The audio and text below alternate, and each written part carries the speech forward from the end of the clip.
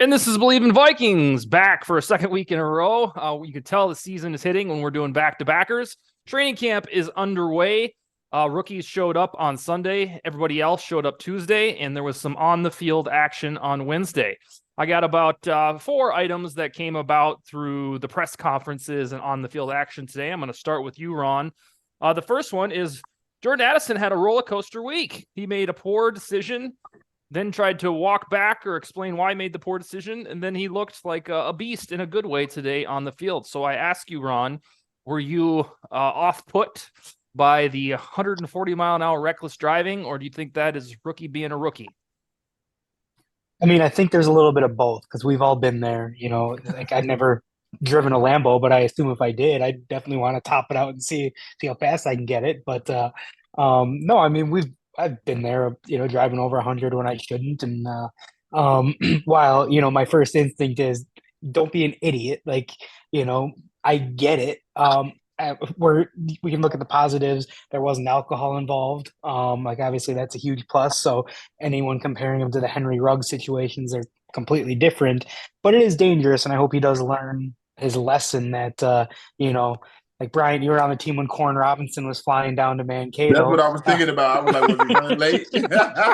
So it's again, like you don't drive a Lambo to go speed limit, like, but you just hope there's a little bit more responsibility going forward. But again, we can count our lucky stars that it wasn't worse than it was. And regardless of whatever the quote unquote excuse is with the emergency for the dog, whatever that may be, again, he wasn't drunk, he wasn't just street racing. It was a kid behind the wheel of a fast car, seeing how fast he can go at 3 a.m. when roads are pretty dead. Bryant, have you ever really stretched the legs on one of your vehicles to the tune of 100-something miles per hour? I might have.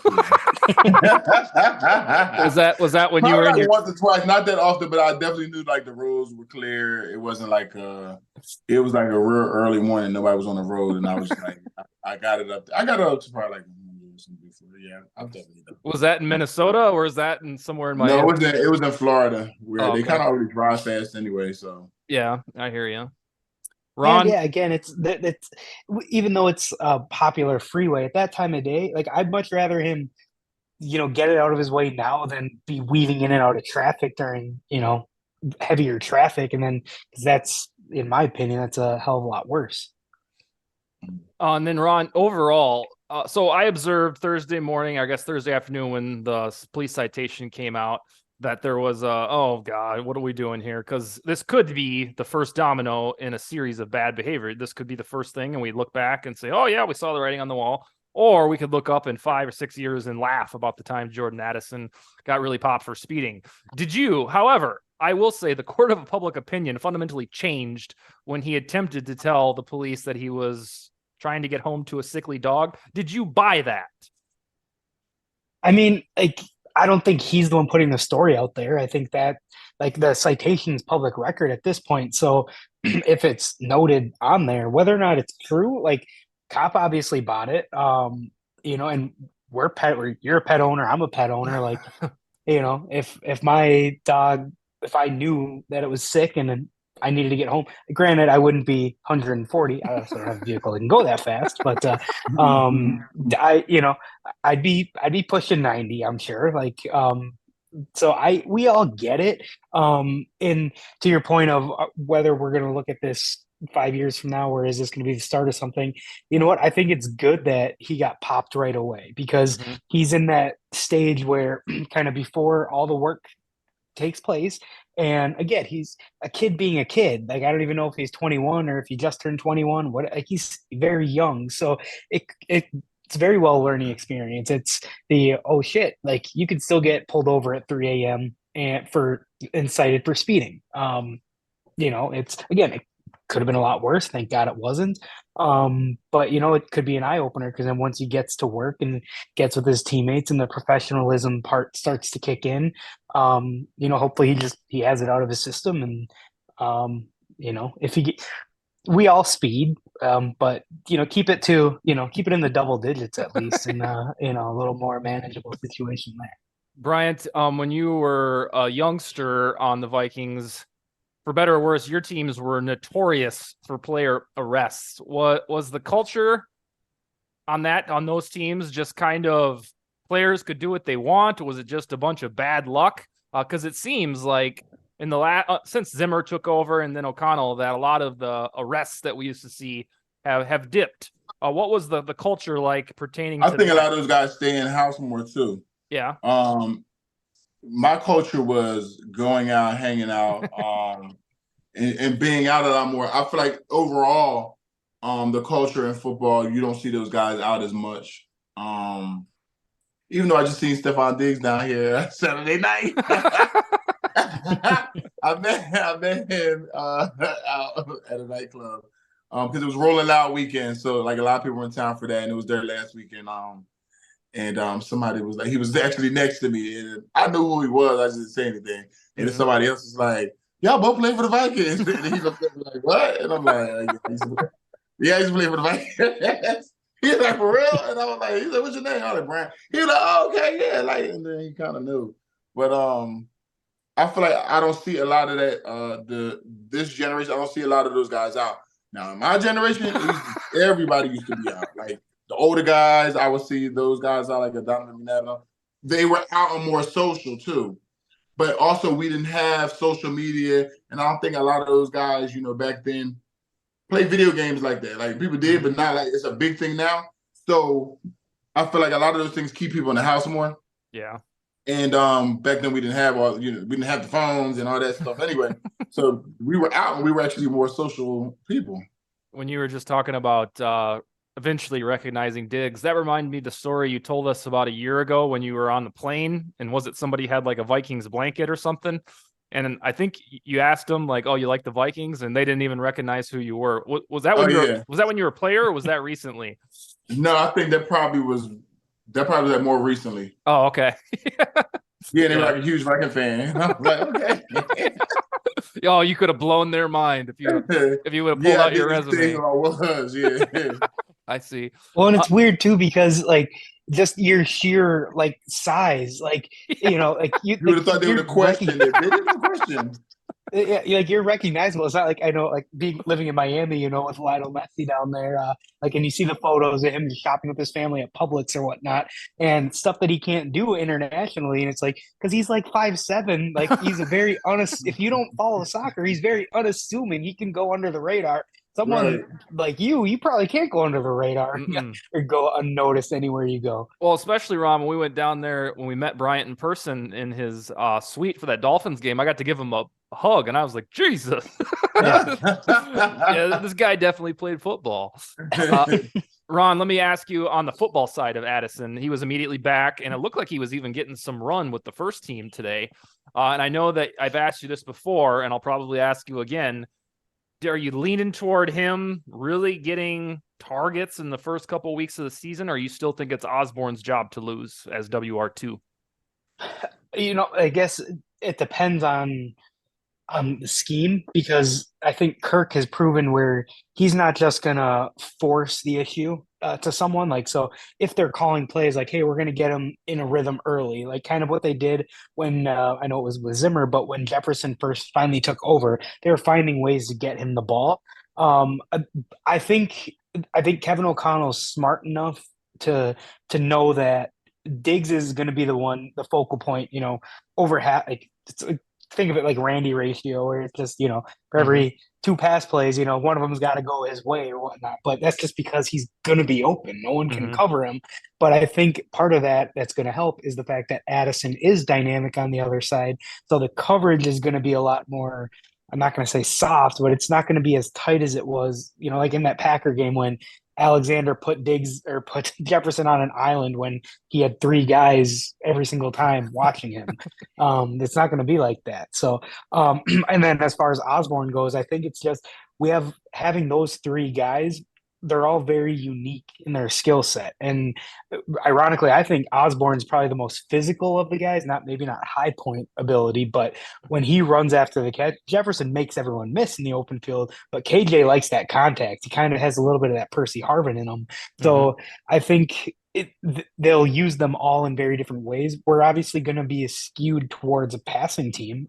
So, even if you get 30 attempts a game, you have to assume 10 go to Jefferson, 8 go to Hawk, and then there's plenty of targets out there. So we'll see it'll be interesting how how it plays out here in preseason. Also notably, I don't know if you watched the press conference yesterday, Ron O'Connell, he said something to the effect of, running the football. He didn't say establish the run, but he said that, we want to be able to run the football. And he used a phrase, I should have wrote it down, that was more than just we want to run. It almost sounds Zimmerish the way that he said it. I think somebody, point of emphasis, whether it was Kwesi or somebody internally, realized that the Vikings didn't run the ball much at all last year, and that really messed up their time of possession. And when you had a suspect defense on top of it, you don't want to keep throwing them back on the field. So if you're a Vikings fan, you probably are, if you're listening and watching this, expect the Vikings to run the ball a little bit more in 2023. Bryant, I want to ask you about this one. The other big development for the first couple of days of training camp is that Danielle Hunter, he's seeking a contract extension. He did not show up to minicamp in June, but he did show up at training camp, but it's like a hold in. He's not going to practice. I think he showed up so he won't get assessed the daily fine of, I think it's like 50 grand. So I want to ask you, I don't know if you ever experienced any of your players going through one of those. Would you think that would be awkward for a player to show up to camp but then just not do anything because he wants a new contract? Or is it just... Yeah, that takes a lot of like... it just takes like a lot, like a guts kind of like to be there. Because like if you're not there, then okay, you're not there. But to be there, just be like, I ain't doing anything. I'm like, that just takes like a lot more like kind of like guts to do that and pull it off, because you could probably feel guilty and just be like, okay, and kind of give in and just do something, but to kind of stand your ground and not do it. I would rather just not. I mean, I'm sure he doesn't want to be fined, but I would just rather not be there than to have to be there and just not participate. Is there an element of like, as a teammate and presumably a friend of his, if you were on the same team, where you would get it, you would get that, the business comes first and he's looking for a big deal and you'd afford him leeway, or is it just a bad vibe altogether?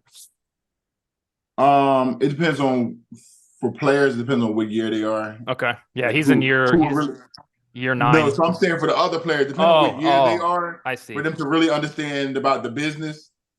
Some of the older ones understand the business side, and you have some of the younger ones that's probably looking like, what is he like?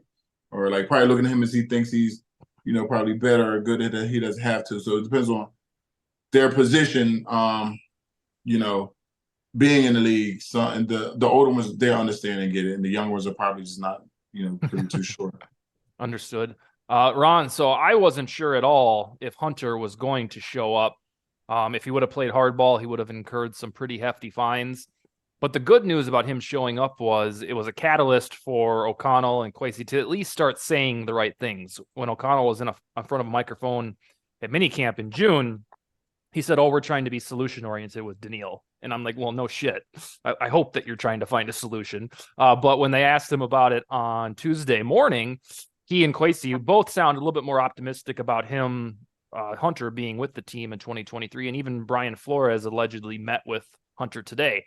So I've been saying for the past few weeks that Hunter being extended or Hunter traded, Ron, is kind of a litmus test on how serious the 2023 Vikings are about contending for this thing. If they trade Hunter and they don't really get a pass rusher back and it's just a bunch of draft picks or a couple draft picks, you've got Patrick Jones, DJ Wanham, and then maybe like Yannick Ngakoue that you could sign, or Justin Houston or somebody. Where are you at? I'm fairly certain you want Hunter on the team and extended, but what would your thoughts be on the outlook if, boom, he's traded tomorrow or something wild like that? I mean, I guess at this point, nothing would shock me. Again, we being fans, we saw the team trade the greatest wide receiver of all time, which just came out of nowhere. So no one is off limits in that regard, because you can't be surprised by it, especially with the contract situation. But again, having him here, like you said, like that's a huge bonus just because the dialogue, like you can't run from the dialogue when you're in the same building. So at least sometimes, even if you're, up in arms with someone, like the best way to hash it out is to be in the same room so you can hear their side and you can talk it out that way. So, and then if the agent comes in town, which I almost assuredly that I heard that he was, that's only going to help things too. And then at least you have some resolution, because the last thing you want is it to go into the season and just an unknown. Well, now is going to hold out. Now you don't have him. Now his compensation, or his what you can get in a trade, that's coming down because teams are like, well, he doesn't want to be there, so we're not going to give you, a premium for it. So obviously we have we have cap room now, which we haven't been able to say for a while. We're still sitting on 18 million cap room. So that something's going to be done, whether that's bringing in a body, bringing in, or having the extension for Jefferson, Hawkinson, Hunter. But I think it's very key to keep him around because he is an elite pass rusher, and you need those in this defense. Bryant, when you held out your rookie season, that was a little bit different story because you were a rookie. But did you get any heat from team? Because we've talked on the show many times about how it was a different media landscape back then. You were kind of villainized. Now it'd probably be a different story because you'd be able to explain. I'd have been tweeting back. Yeah, precisely. That's exactly what I mean. When you did finally arrive in 2002, were you welcome to the open arms, or was there skittishness? No, I was welcome. But when I wasn't there, there were things, being said in the press about the kid hasn't played it down yet. How's he arguing over money and stuff like that? And it's like, y'all know this is business. Like, and I had to find out that this is about business, before I really played in the game. So yeah, I definitely would have if they was taking shots at me, if this day and age and I was able to tweet and say things back, I definitely would have said something, because I feel like, dang, I can't even say anything because, it was only back then, only newspapers and things like that. Like, you had to go through a reporter for them to, get your side of the story out. But I'm not in Minnesota to do any stories with anybody, and then they can alter, the ways that things are said too. So if I would have had the platform to, be able to speak my mind, I definitely would have, explained exactly what I'm dealing with and why, the situation is what it was. So, I mean, in this standpoint, in this day and age, they are able, I feel like it kind of helps them sometimes too, because they speak out and the people get like, oh, okay, now I know. But like, if you only let it just be like the team and let them say stuff, they'll put it out to make you look bad a little bit. Oh yeah. I mean, that's, we've seen a complete metamorphosis with players wanting to be traded. When I was a kid and you were playing, Bryant, if a player wanted to be traded, he was considered an asshole. Like, oh, well, he doesn't like the team, huh? But now, like in the NBA, it's commonplace. Like we're cheering for Damian Lillard to get traded. Like we're excited for it. And so it's an era of player empowerment. And I think it's seriously bolstered by what you talked about, being able to state your side of the story. And back in 2002, we were relying on the Pioneer Press, the Star Tribune, and the infancy of the internet to pull it up and be like, oh, you'd go to ESPN.com, maybe NFL.com. That was it. We didn't have Barstool. We didn't have Bleacher Report. Or if they did, they were real tiny. Let's see. On those extensions, Ron, you talked about, Kwesi Adofo-Mensah implied that, hey, we just got back, so we're probably going to start getting those ironed out. And the entire offseason on both Justin Jefferson and TJ Hawkinson, they have said warm, fuzzy things about getting these deals done. So even when Jefferson is asked about it, he's asked about it today, and he did his version of I'm trying to win a Super Bowl. I know the money will come. It's like it's just glory from God to hear your star football player not be a diva about it and just say, yeah, I know it's coming. I'm here to win a Super Bowl. Whereas all these running backs are going through, they have to dig in. So do you think that Jefferson and or Hawkinson deal will hit here soon, or is this going to drag into the regular season and off season? I think that for sure one of them will. Now, I lean to think that Hawkinson will be done first because I think his rookie contract is obviously up a year sooner.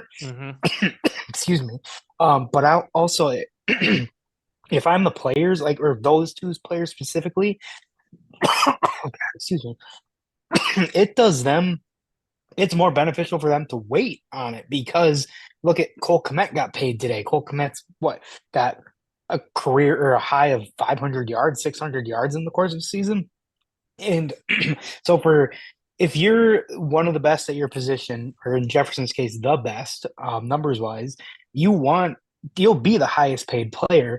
So why would you want to set the market now just to have CeeDee Lamb, who is not worth it, but will get more just because he signs it later, or one of those guys from that draft class? So in Jefferson's case, he is going to get paid. The truck will be backed up. If I'm him, I kind of want to push it off as long as possible because the years are going to be the years because he's got what, 2 years left, or the 1 year, then the team option, and whatever the extension is added onto that anyways. So push it off as long as you can. Again, injuries can always happen, but push that off. But with Hawkinson, I think his is more important to get done right away because the tight end position, if you see people getting paid like that, Hawkinson's going to be making more than Cole Kmet. Now is he going to be making 13, $14 million, or can you get him at 12, or whatever the case may be? So we'll see what happens, but I trust that there will be contract talks going on, and I don't think we have to worry about those two. No, and the items that you're mentioning are really true because the longer Jefferson waits, if he's comfortable realizing that he could get hurt anytime, if he just waits until next March, he's already going to get an extra blah, blah, blah million per season. It's just the way the market goes. Pretty soon here, Joe Burrow is going to be extended, and you're going to look down at quarterback salaries, and Kirk Cousins is going to be the 15th highest paid quarterback in the league. And because there's 35 million attached, folks simply won't believe it. They'll be like, he's overpaid. They'll say that for however long. But if he plays like he did last year, 30 touchdowns, 10 picks, 4,200 yards, somewhere, whether it's the Vikings, 49ers, Patriots, somebody's going to pay Cousins $45 million per year because that is the market now. And that won't even be, that'll be like fair. That'll be about 8th most in the league. So to your point, even Nick Bosa. So all this offseason, we've had this Danielle Hunter watch. I will go check to see, where does he rank among edge rusher salaries. And Nick Bosa is near the top. And all of a sudden now his deal isn't even up. But he's holding out of the 49ers camp, and he's right up there with the highest paid edge rushers. So there is incentive if these guys believe that they won't encounter a career-ending injury to wait. But it's just a matter of how long are they willing to do that. Saquon this week had to bite the bullet and doesn't seem happy about it even after the deal's done. So I think running backs are a different animal, but Jefferson's deal should be on the horizon along with Hawkinson. And then the big next one will be Darisaw, and that'll be next March and April that we're talking about that one.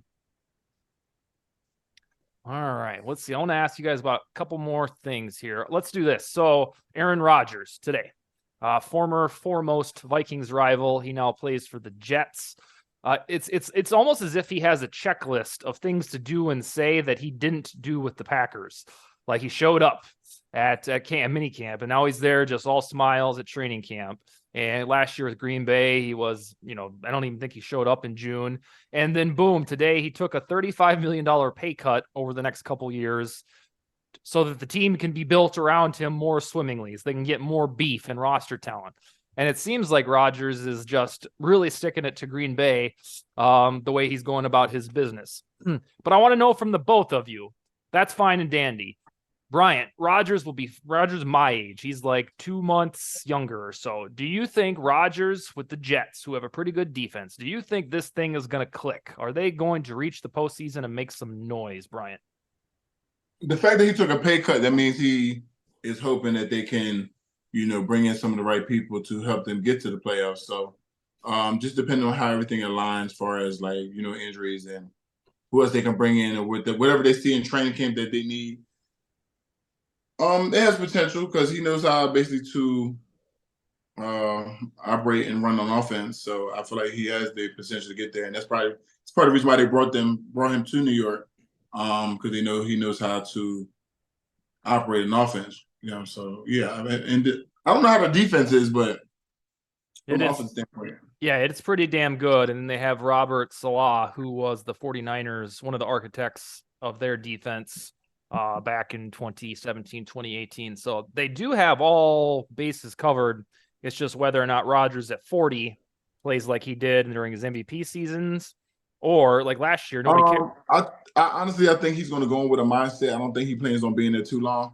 I think he's going to go in there with a mindset of a year or two and go in there and give himself 2 years to play at a high level, and then that'd be it. Ron, I've been trying to begin to formulate my NFL predictions and standings and all that. And the Jets, I wouldn't say I go back and forth because I consistently Bleav they're going to be pretty good, 10-7, 11-6. They're also in a murderer's row division with the Bills, Dolphins, and then the bottom floor the Patriots can ever probably be is 7-10 or so. So I'm going to ask you, Ron, do you consider this Rodgers experiment in New York, is this a Super Bowl caliber team or is it just impossible to tell because you don't know which version of Rodgers you're going to get? I mean, I think even if you get a bad version of Rodgers, I think, yes, they are because of that defense. That defense kept them in so many games last year with with Wilson and Mike White. So all Rodgers has to do is be better than Mike White, and they have a shot. So even if he's half the player that he is, which I still think he's better than that, I still think he's a top half of the league type of quarterback. Obviously, with days where he could be a top 5, but I don't think he's consistently a top 5 anymore. But they have weapons. Brees Hall comes back from his ACL. They have Garrett Wilson, Lazard, our old friend TJ Conklin. So they have weapons out there, and I think the defense is going to be as dominant, if not more dominant, than they were last year because they have a competent offense now. So would you put them in the postseason if you were going to pick your 7 AFC teams tonight? Yeah, I think they'll win the division because I think they're the least flawed team in that division. Because whether the Dolphins, Tua is still a question mark with his consistency and ability to stay healthy. Josh Allen still commits bad turnovers from time to time, and they lost pieces on their defense. And then obviously Diggs is a little, like the question marks around that with whatever that may be. But I think they're going to take a step back because the schedule's going to hinder them as well. All right. The last thing I want to ask you guys is about a familiar face to the Vikings. And we've talked about this dude over the past few months is Dalvin Cook. And, we just got done talking about the AFC East here. And oddly, Bryant, it seems like the AFC East teams, at least per the rumor mill or Vegas odds, it's kind of an arms race between the Patriots, the Dolphins, and then the Jets to possibly get Dalvin Cook. If you had to predict, Bryant, where do you think he ends up, the Miami guy? Well, that's first of all, is Ron okay? Ron, damn yeah, I know what's going on. I don't know. Like, it just I swallowed water wrong, and then it's just that's the worst. So it's just sitting there, and yeah, not good. So sorry, say the teams again. Yeah, so right now, per sports books, the Patriots are the front runner, then the Jets, and then the Dolphins because of the hometown connection. Those really haven't died over the last month. So I wanted to know, in terms of prediction, where do you think Dalvin ends up? I can see the Jets trying to make a run at it now. With the pay cut, trying to bring him in to give, some more weapons on offense for, Rodgers or whatever. I could see that. That would be funny. But yeah, I definitely could see that. And because the Dolphins, we've heard that for a while, but for some reason I feel like when you hear like stuff like that and it just lingers for a while, it doesn't happen. Mm-hmm. So to me now at this point, I feel like it would be New England or the Jets, and I could kind of see it falling into the Jets. Yeah, out of nowhere, about a week and a half ago, the Vegas odds flipped. The Patriots climbed the ladder and became the front runner to land Cook.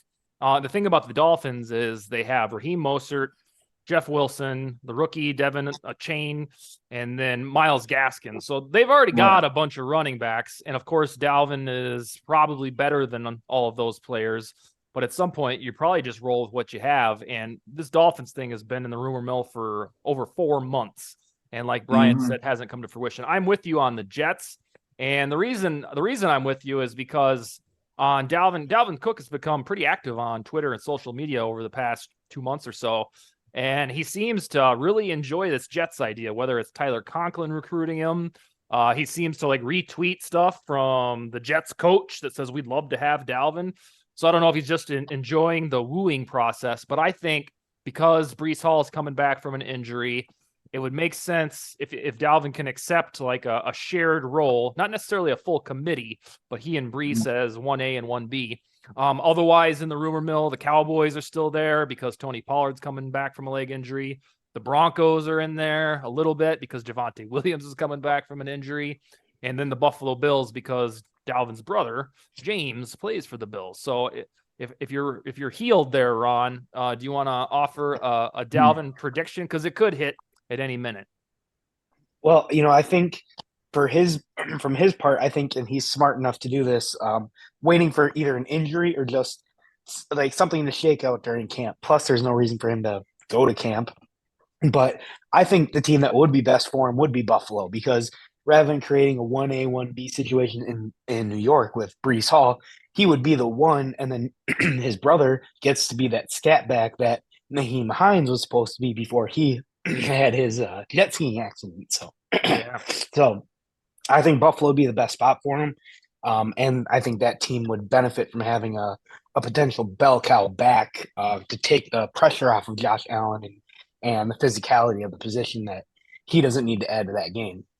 Yeah, I'm surprised that one hasn't been leaned into a little bit more. I think they signed, was it Darrington Evans? They signed some guy in the wake of Naheem Hines' freak accident. But I would think it would be even more fun to play with your brother than it is just to play for your hometown team. But that's just me.